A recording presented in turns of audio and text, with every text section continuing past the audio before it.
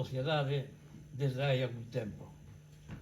Mirei de entrar naquel bosque e misturarme entre a beleza dos árbores, pero o autor non deixara ningún oco, quizáis para que ningún humano rompera a armonía daquel mundo vegetal máxico.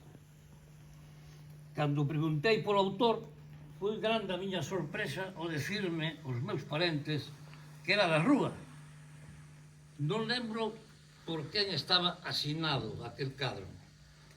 Iso era o que menos, pero aínda así entrou unha curiosidade de mergullarme na obra do que resultou ser Álvarez Domínguez, Lito ou Álvaro.